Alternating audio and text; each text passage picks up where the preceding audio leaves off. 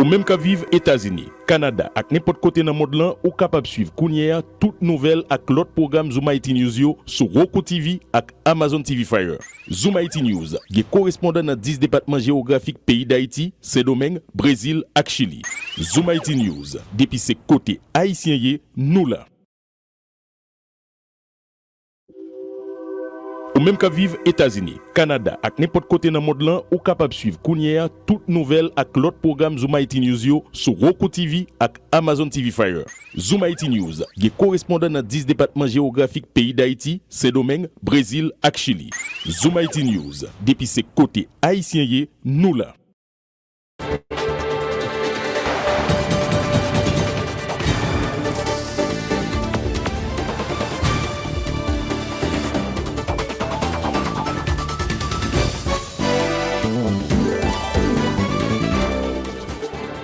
Chers internautes, chers téléspectateurs, bonjour, bonsoir, bienvenue à cette nouvelle édition du journal de Zoom IT News à la une de l'actualité. Nouvelle journée de tension ce jeudi à Saint-Marc où des barricades enflammées ont été dressées et un conteneur incendié à l'entrée sud de la ville paralysant ainsi la circulation. Les protestataires, en grande partie des débardeurs, continuent d'exiger au Premier ministre, Joe Joseph, de revenir sur sa décision d'interdire le dédouanement des conteneurs au port de Saint-Marc. Des responsables et employés de pompes funèbres ont organisé un important défilé ce jeudi dans les rues de la capitale pour exiger la libération de Kenol Félix, propriétaire des entreprises funéraires Sainte-Rose de Lima, enlevé vendredi au centre-ville. L'unité de lutte contre la corruption a organisé ce jeudi une table ronde en faveur des représentants des institutions de contrôle dont l'OMRH, la CNMP, l'UCREF et l'IGF autour du thème pour l'octroi du statut d'institution indépendante à tous les organes de contrôle de l'administration centrale de l'État par la nouvelle constitution. Le directeur général de l'ULCC a plaidé en faveur d'un équilibre approprié entre l'immunité parlementaire et la possibilité de poursuivre les législateurs pour toute éventuelle infraction de corruption. La gourde a perdu 18,87% de sa valeur entre le 1er octobre 2020 et le 23 mars en cours, déplore le gouverneur de la Banque de la République d'Haïti, Jean-Baden Dubois. Le patron de la BRH a toutefois laissé entendre que l'institution qu'il dirige a joué sa partition pour faciliter la stabilisation du taux de change, précisant que plus de 654,4 millions de dollars ont été injectés sur le marché durant les 6 derniers mois de l'exercice fiscal en cours. Le gouvernement souhaite que la soupe Joumon fasse partie du patrimoine culturel immatériel de l'humanité. La candidature de cette soupe, symbolisant l'identité et la liberté du peuple haïtien, a été soumise officiellement ce jeudi à l'UNESCO, informe l'ambassadeur délégué permanent d'Haïti auprès de l'organisation, Dominique Dupuis.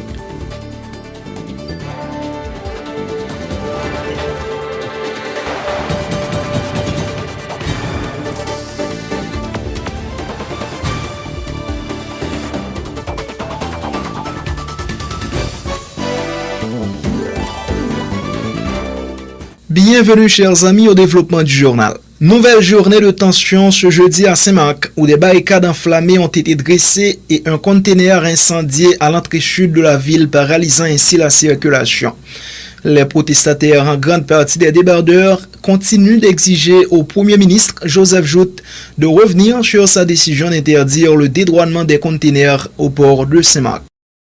Le coordonnateur général de l'UNO, Josué Mérilien, condamne les actes de répression dont sont l'objet les membres du syndicat de la police nationale SPNH 17 de la part du haut commandement de l'institution policière. Le syndicaliste, qui continue de dénoncer également les agissements de la communauté internationale, encourage la population à participer massivement aux 2 journées de mobilisation les 28 et 29 mars prochains contre l'insécurité et visant à exiger le respect de la Constitution et le départ de Jovenel Moïse, le professeur Josué Mérilien.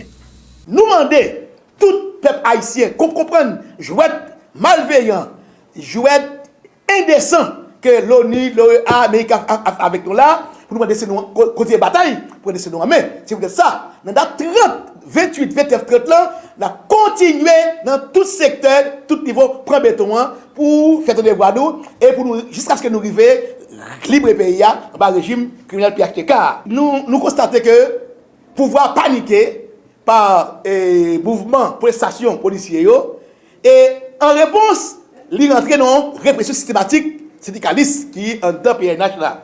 La voyez, avis, recherche, etc. Justement pour intimider. Nous avons dit, tout camarade syndicaliste qui est dans le PNH là, ça c'est jouet criminel, un pouvoir criminel qui besoin que tout le monde couille quitter le pays pour faire ça avec complicité et l'ONU, l'OEA, communauté mafia internationale là.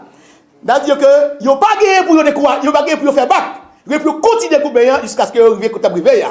Et nous mettons en garde. Bon, nous pensons que aucun policier qui est dans la figure pas permettre d'entrer dans le complot criminel, Jovenel, Jude, Léon Chala, contre syndicalistes dans la police là. Parce que si je dis, police a une amélioration tout petit, c'est grâce à la syndicat. Dans ce sens, nous disons que nous-mêmes, syndicalistes, étudiants, militants, nous d'accord et nous disons pour continuer à combattre le peuple là, pour ne pas prendre l'ordre illégal dans les criminels, pour tirer sur le peuple là, pour continuer à combattre le peuple là, pour nous arriver dans le pays que nous voulons à côté, professeurs, étudiants, élèves, policiers, tous citoyens sentis à l'aise, pour vivre tant que le monde. Jean-Ronald Dolissé et Bédoubi Nobert, respectivement membres du comité de mobilisation de l'École normale supérieure et de la Faculté des sciences humaines, fustigent une fois de plus, eux aussi, la communauté internationale qui continue de supporter le régime PHTK. Ils invitent la population à descendre dans les rues en grand nombre les 28 et 29 mars prochains à l'occasion de ces deux nouvelles journées de mobilisation antigouvernementale. Les déclarations d'Olysée Jean-Ronald et Jovenel Moïse fait massacre, il fait assassinat, il fait crime financier, il fait crime économique. Pendant tout le mandat là, la communauté internationale n'a pas dit rien. Ils ont assassiné Grégory Saint-Hilaire. La communauté internationale n'a pas dit rien. Et ça qui est plus absurde, les États-Unis en tant que puissance, qui a fait promotion pour la démocratie, mandat Jovenel Moïse prend fin. Depuis 7 février 2021, c'est même États-Unis qui a supporté l'établi véritablement une dictature en dedans pays. Mais nous-mêmes jeunes, en dans l'université, différentes organisations progressistes, UNO, COBIT, Monégaf, 5 Gramsci, 5 ANIL, Comité de mobilisation école normale supérieure, nous avons déjà lancé depuis 10 février un ensemble d'activités pour couper dictature. Mais c'est dans ce sens, nous avons continué dans même lancé à partir de dimanche, lundi, mardi, pour nous mettre pied dans terre. Et bataille là, c'est dans le périmètre palais national à la fait pour que nous investissions palais national dans l'idée pour nous mettre fin avec velléité dictatoriale Jovenel Moïse en dedans pays. À l'initiative du bureau du ministre en charge des questions électorales et des relations avec les partis politiques, une journée de réflexion a été organisée ce jeudi à Pétionville sur l'avant-projet de la Constitution à l'intention des représentants d'organisations paysannes et communautaires de base à travers le pays. On prit part à cette activité des membres du comité consultatif indépendant chargé de l'élaboration du projet de la nouvelle constitution et le ministre en charge de la citoyenneté et du patriotisme. Il s'agissait entre autres de recueillir leur point de vue sur le document, a fait savoir le ministre en charge des questions électorales et des relations avec les partis politiques, Mathias Pierre. Suivez. Moi, j'étais un opposant farouche au président Jovenel Moïse et je mets en pile pour qu'il y ait de bonnes élections. Et en tant que pour qu'il y ait de bonnes élections, le yomande m'vin un coup de main dans la question élection, engagement qui te gagne avec moi-même avec le président, si il y a une mauvaise élection pour faire, je ne vais pas engager là-dedans. Et dans ce sens, le président dit moi-même, je ne suis pas candidat, je ne suis pas candidat, et je suis pour me faire tout ce qu'il faut pour réunir conditions pour que l'élection soit faite dans de bonnes conditions, parce que moi-même, je voulais remettre le pouvoir à un président élu. Et moi, invité tous les leaders politiques pour prendre un président au mot. Je dis, mobiliser le peuple que nous avons mobilisé, renforcer tête nous, aller dans le département, convaincre les gens, et éventuellement, au lieu de nous présenter 10-15 candidats à peuple là, faire une alliance derrière un candidat ou une candidate que nous pensons qu'il a gagné, que le peuple a fait confiance, et aller dans l'élection. Et c'est sous message ça que je fini pour nous dire aujourd'hui, là, nous dit démocratie veut dire pouvoir by peuple là. Ça veut dire que c'est peuple là, chacun de nous là comme leader qui pour réunir, pour travailler pour by tête nous pouvoir peut-être comme Kazek, comme Azek, comme député, comme sénateur, mais pour nous bailler pouvoir tout à monde que nous croyons diriger pays qui c'est un président. Donc dans ce sens ça, moi encourager nous réfléchir et m'a dit nous de continuer sur atelier pour que nous arrivions bailler pays éventuellement et Jean nous pral vle une constitution et des élections qui pour gagner des élus qui pour remplacer élus qui là. L'unité de lutte contre la corruption a organisé ce jeudi une table ronde à l'intention des représentants des institutions de contrôle, dont l'OMRH, la CNMP, le CREF et l'IGF, autour du thème pour l'octroi du statut d'institution indépendante à tous les organes de contrôle de l'administration centrale de l'État par la nouvelle constitution. Le directeur général de l'ULCC a plaidé en faveur d'un équilibre approprié entre l'immunité parlementaire et la possibilité de poursuivre les législateurs pour toute éventuelle infraction de corruption. Maître Hans-Jacques Ludwig Joseph insiste également sur la nécessité de mettre en place un mécanisme de sanction plus ferme contre tous les fonctionnaires de l'État qui refusent de faire leur déclaration de patrimoine. La déclaration de patrimoine doit être une condition obligatoire de recevabilité de la candidature à un poste électif et d'éligibilité à un nouveau mandat pour un poste au sein de l'appareil judiciaire et au gouvernement, a dit le patron de l'ULCC. Écoutez ces déclarations. Il est fondamental que toutes les élites du pays, que toutes les lignes structurantes de la société s'approprient de l'avant-projet et de faire des recommandations utiles, non partisanes, non claniques et transcendantes au comité consultatif indépendant dont le travail remarquable et courageux est à saluer. C'est en vertu de cette conscience que l'unité de lutte contre la corruption s'invite dans le débat et compte l'influencer conformément à sa mission légale de conférer des conseils au pouvoir public pour une meilleure prévention et répression de la corruption et de recommander toute réforme législative en la matière.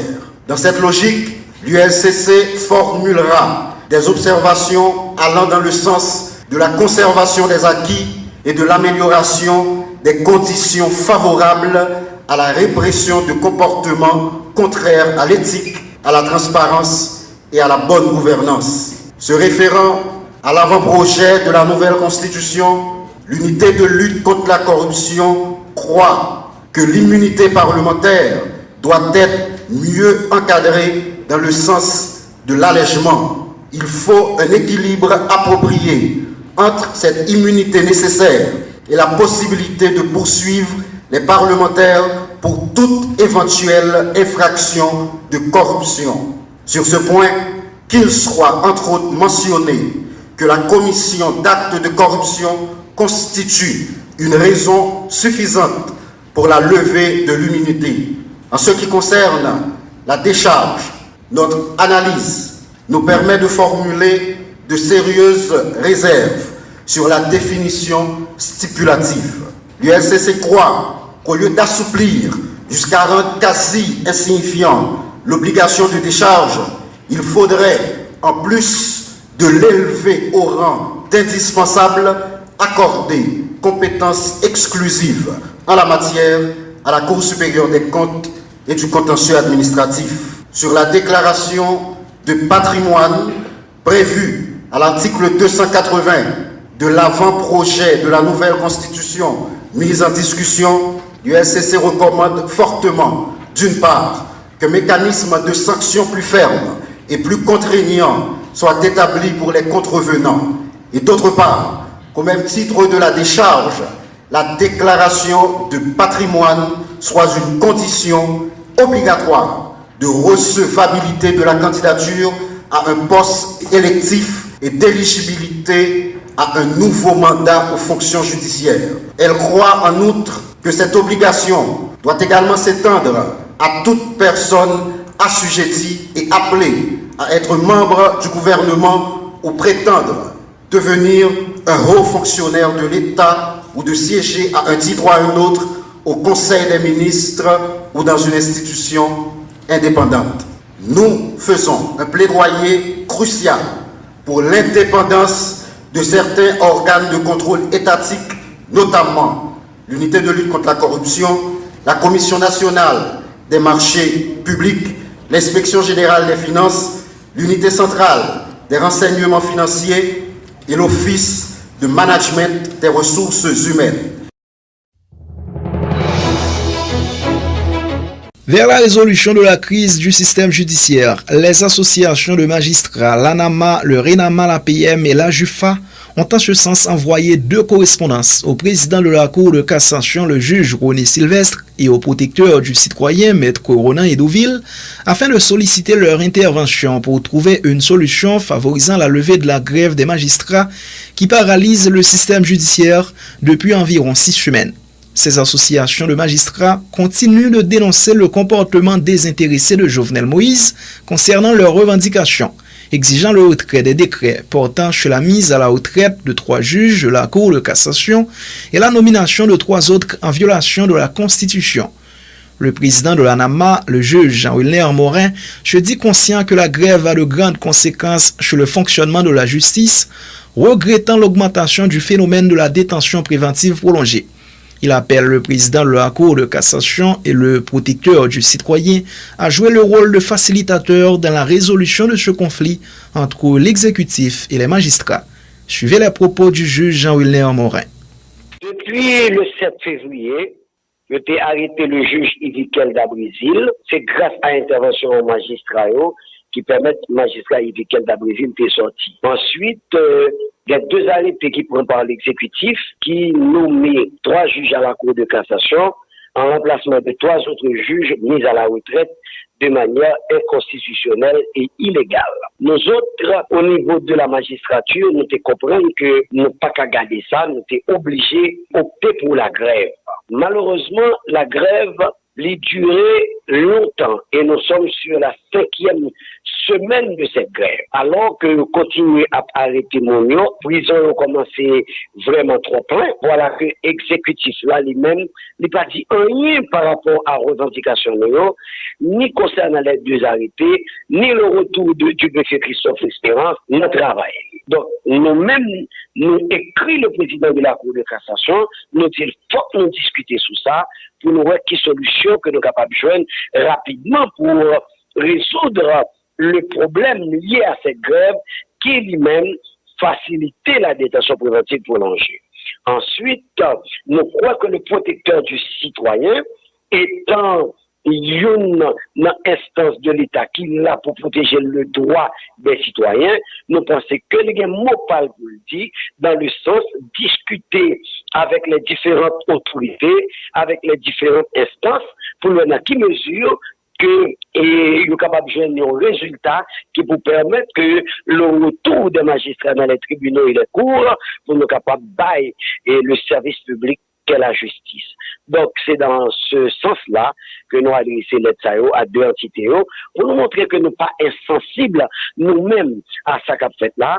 C'est pas grève seulement nous besoin de faire. Nous avons besoin de la justice à travail. Nous avons besoin de la justice là, elle est disponible et accessible pour les citoyens, mais il faut que aussi et les autorités de l'exécutif et de la Cour de cassation, le chita pour rejoindre une solution rapide à la crise. Ça qui peut faire nous mal, c'est pile monde qui est en prison qui a besoin de juger. C'est pile monde qui gagne des dossiers dans la justice qui a besoin d'évacuer. C'est des avocats qui pas qu'à travail, qui pas qu'à jeune moyen pour nous subvenir à besoins familiaux, parce que c'est dans le tribunal là, ils vivent. Ça est important pour nous et nous croyons que 2 instances que nous écrivons, ils sont capables d'aider à jouer nos solutions. Le ministère du Commerce et de l'Industrie continue d'appeler au respect du décret du 25 novembre en 2020 fixant les règles relatives à l'obligation d'affichage des prix au paiement en good et à la part des marges bénéficiaires dans la détermination des prix. Lors d'une conférence de presse ce jeudi, le titulaire du MCI, Jonas Kofi, rappelle aux entreprises et prestataires de services les sanctions qu'ils encourent s'ils persistent dans la violation de ce décret. Par ailleurs, le responsable accorde un délai d'1 semaine aux cambistes pour suspendre leurs activités de vente des devises étrangères en pleine rue.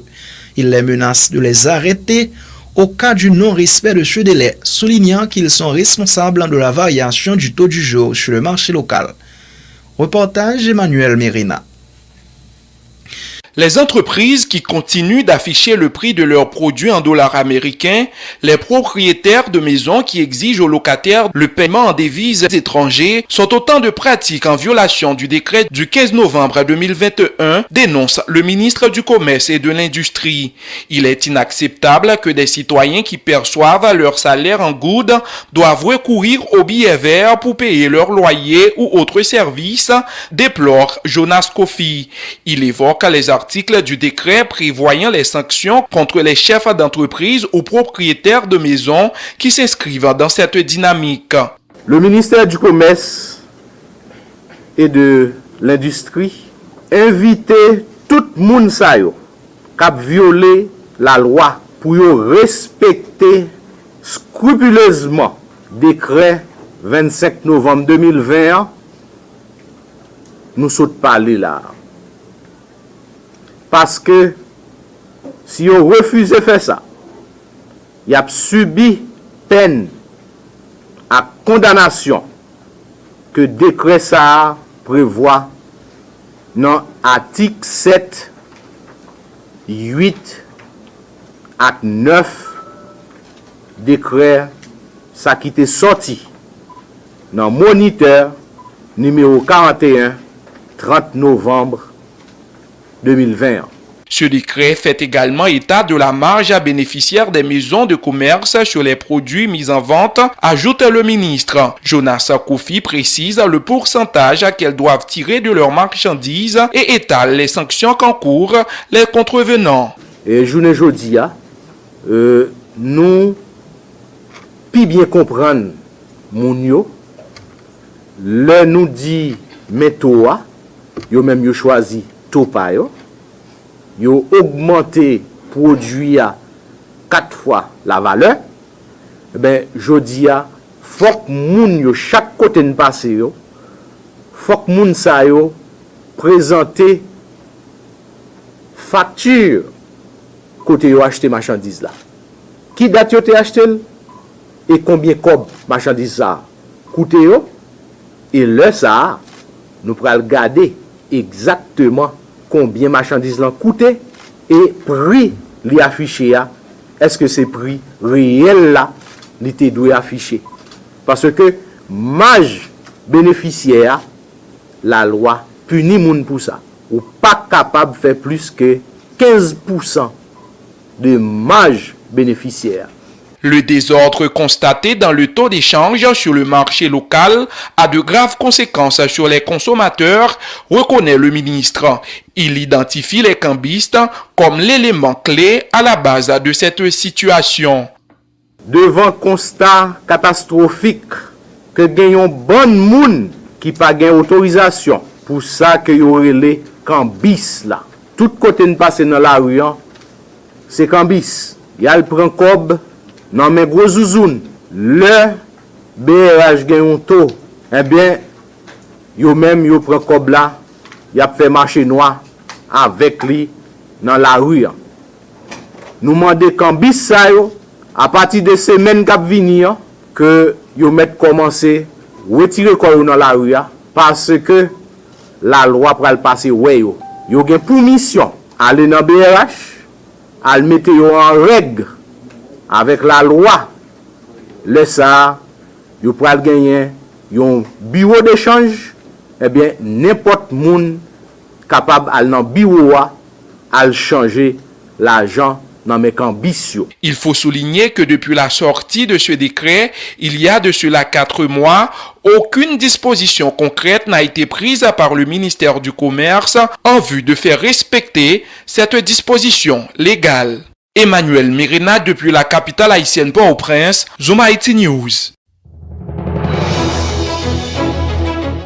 La gourde a perdu 18,87% de sa valeur entre le 1er octobre en 2020 et le 23 mars en cours, déplore le gouverneur de la Banque de la République d'Haïti, Jean-Baden Dubois. Il affirme toutefois que la BRH a joué sa partition dans le cadre des efforts visant à stabiliser le taux de change. À preuve, le patron de la BRH informe que la Banque des banques a injecté sur le marché environ 654,4 millions de dollars durant les 6 premiers mois de l'exercice fiscal en cours.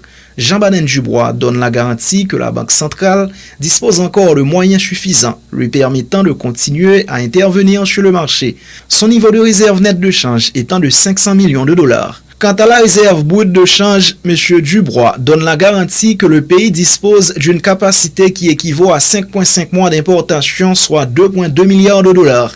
Écoutez les précisions du gouverneur Jean-Baden Dubois. Il y a une raison qui fait que la Banque centrale est obligée d'intervenir. Le dollar là, est à 130 gouttes pour dollar, 125 gouttes pour dollar. Il a payé certains consommateurs de transfert, certains gens qui reçoivent un transfert, il a payé à 80 gouttes. Et les gens qui étaient vraiment beaucoup plus pénalisés, c'est les gens qui étaient dans la province. Et c'est sur ça qui nous dit que non, nous ne pouvons pas faire comme ça, qu'il y a pénalisé les gens, qui fait que nous allons demander de payer le transfert au taux de référence. Ce n'est pas moi qui dis que l'on gagne plusieurs taux de change, bon gens pour le contrôler. C'est-à-dire que les prix sont affichés dans la monnaie locale. Je dis, il est pratiquement impossible pour un monde comparer prix en sac ciment. Voilà, il dit autant code, parce que nous n'avons pas pris un dollar et puis nous retournons en tête libre. C'est peut-être ça, à chaque fois, on dit justement qu'il y a une certaine quantité de taux de change. Non, il y a plus de milliers de taux de change. Et bien sûr, à ce moment-là, chaque commerçant vient automatiquement au prix. C'est pour ça que je nous dis que l'affichage des prix là sont fondamentaux. La Banque de la République d'Haïti suit de très près l'évolution du marché de change par rapport à la circulaire 114-2 de la BRH, affirme le gouverneur de la Banque centrale. Jean-Baden Dubois annonce en ce sens des mesures susceptibles de renforcer la dite circulaire qui seront effectives à partir du 1er avril prochain, le gouverneur Jean-Baden Dubois. Circulaire 114.2, pour nous comprendre comment le système fonctionne. Chaque fois qu'on fait des transactions qui sont des transactions suspectes dans n'importe quelle institution financière, il est supposé reporter le bail UCREF. Et soit il dépose plus que 10 000 $ US, donc tout un série de papiers pour expliquer côté comme ça sorti, pour qui ça, etc. Est-ce que profil ou son monde qui gagne comme ça, si profil ou pas montre son monde qui gagne comme ça, côté venir. Et à ce moment-là, la transaction est supposée reporter par UCREF. Maintenant, c'est UCREF qui est supposé traiter l'information ça. Sous suivre comme là, on finit par voir justement côté comme ça sorti et qui s'active bail comme. Mais c'est-à-dire que c'est pas une partie ça, pas sur responsabilité des RH.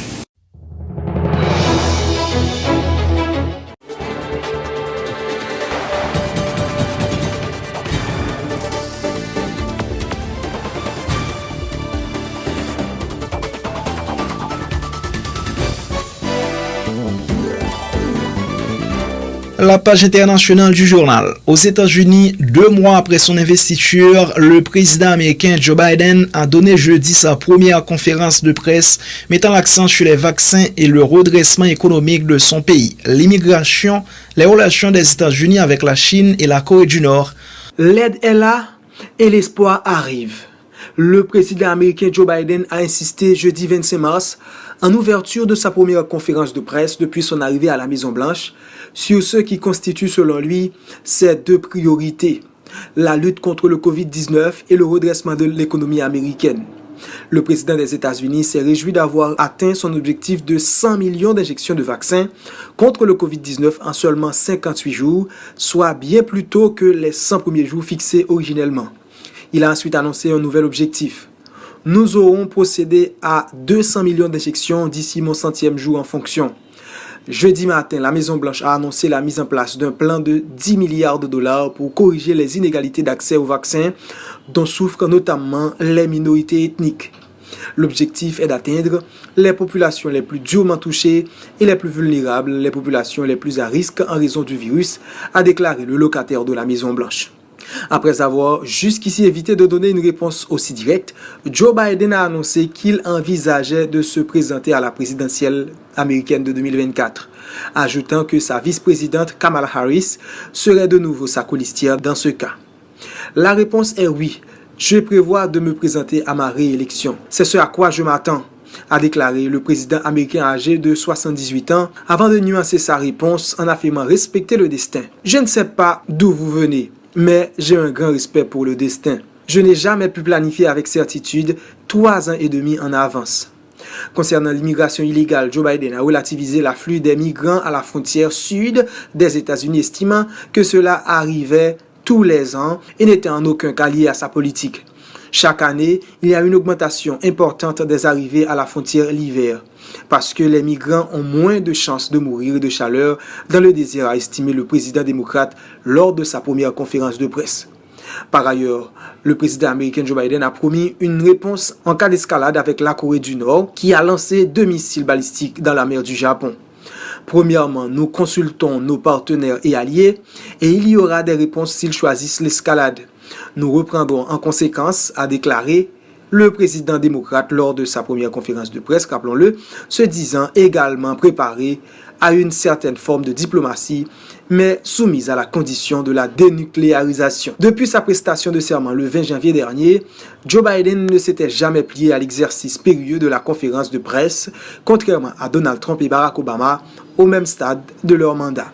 Sa réticence à répondre aux questions des journalistes dans le cadre d'une conférence de presse faisait jusqu'ici des critiques croissantes au niveau de la société américaine.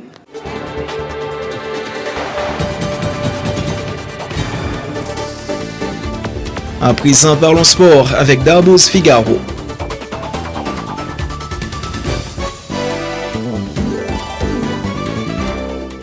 Bienvenue à la rubrique sportive. Football, Haïti fait une bonne entrée en matière aux éliminatoires de la Coupe du Monde FIFA Qatar 2022.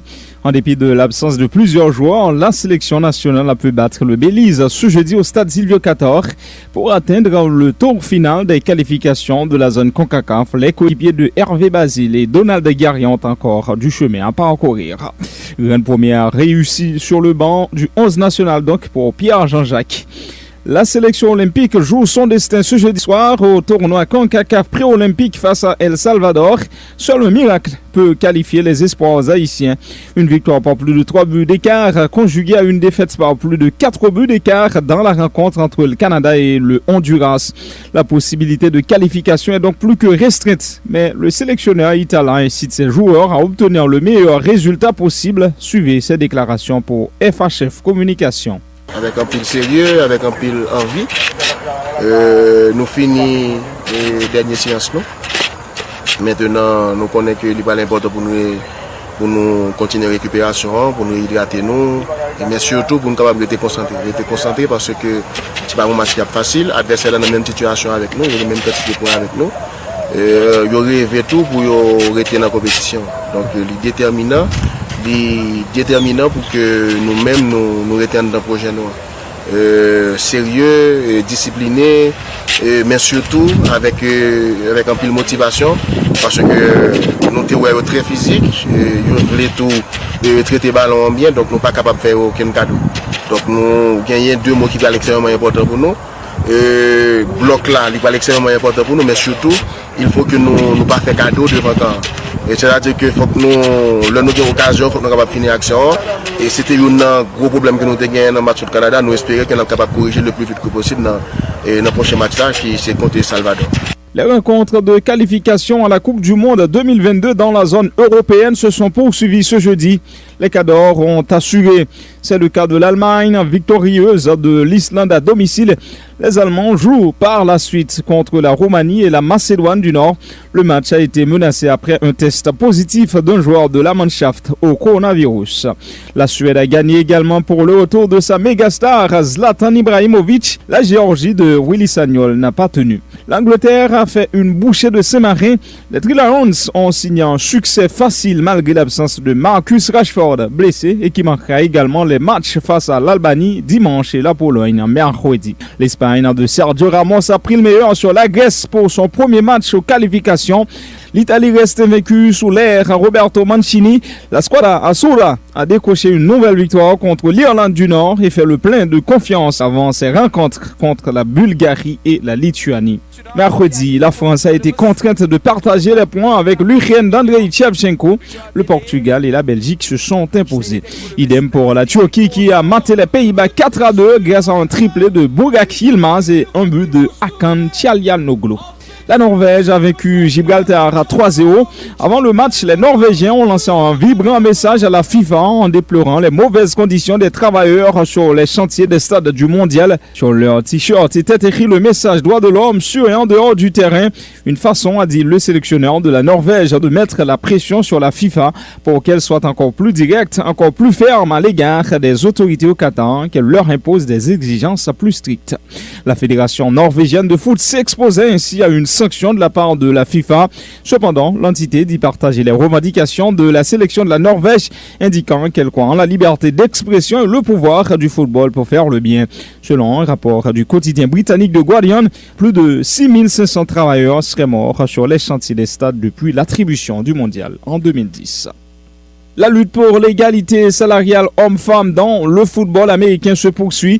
Après le congrès, la star du soccer au pays étoilé, Megan Rapinoe, a défendu cette cause à la Maison-Blanche et appelé les autorités à passer à l'action afin de combler le fossé à tous les niveaux de revenus. J'ai été dévaluée parce que je suis femme, a déploré Megan Rapinoe après sa rencontre avec le nouveau président américain Joe Biden, qu'elle présente comme un allié. Megan Rapinoe a avancé que cette présidence est évidemment bien plus accueillante que la précédente.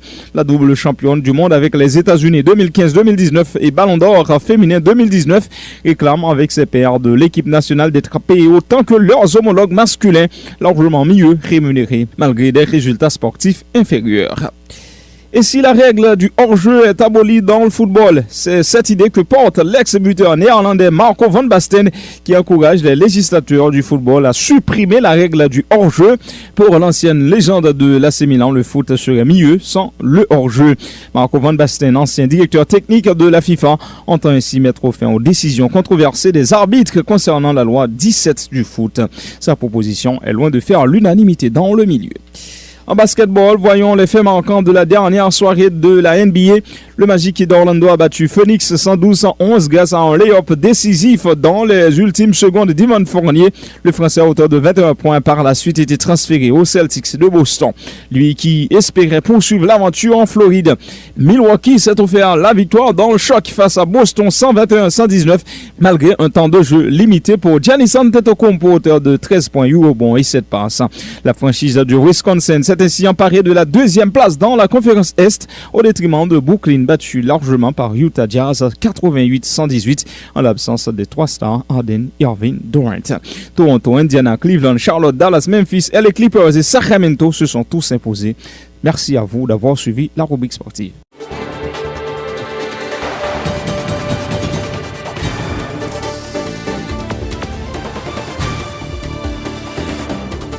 C'est la fin du journal, voici le rappel des titres. Nouvelle journée de tension ce jeudi à Saint-Marc où des barricades enflammées ont été dressées et un conteneur incendié à l'entrée sud de la ville paralysant ainsi la circulation. Les protestataires, en grande partie des débardeurs, continuent d'exiger au Premier ministre Joe Joseph de revenir sur sa décision d'interdire le dédouanement des conteneurs au port de Saint-Marc. Des responsables et employés de pompes funèbres ont organisé un important défilé ce jeudi dans les rues de la capitale pour exiger la libération de Kenol Félix, propriétaire des entreprises funéraires Sainte-Rose de Lima, enlevé vendredi au centre-ville. L'unité de lutte contre la corruption a organisé ce jeudi une table ronde en faveur des représentants des institutions de contrôle dont l'OMRH, la CNMP, l'UCREF et l'IGF autour du thème pour l'octroi du statut d'institution indépendante à tous les organes de contrôle de l'administration centrale de l'État par la nouvelle constitution. Le directeur général de l'ULCC a plaidé en faveur d'un équilibre approprié entre l'immunité parlementaire et la possibilité de poursuivre les législateurs pour toute éventuelle infraction de corruption.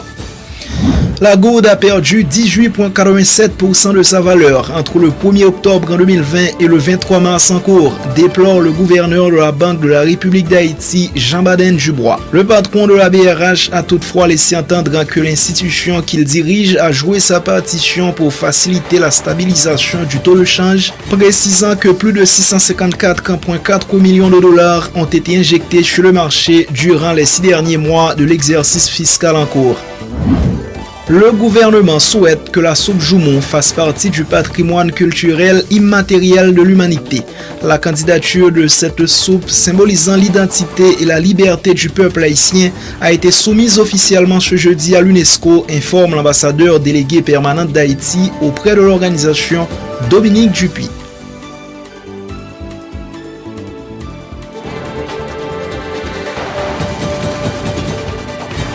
Merci à vous, chers amis, chers internautes, chers téléspectateurs, d'avoir suivi le journal de Zoom IT News. Rendez-vous dans notre plus prochain numéro. Au revoir.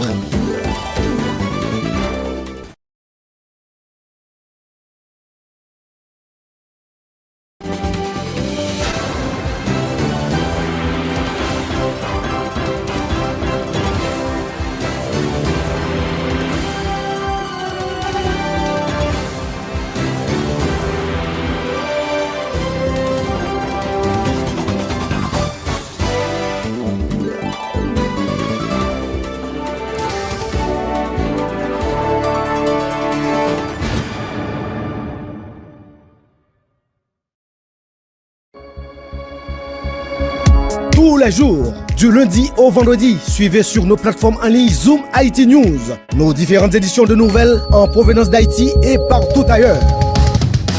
Pas besoin d'attendre des heures pour être informé. Zoom IT est là et vous présente l'information en temps réel.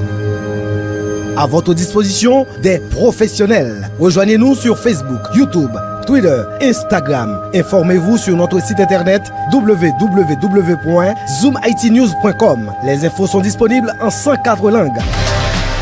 Partout où il y a des Haïtiens, nous sommes là. Zoom IT News. L'humain avant tout.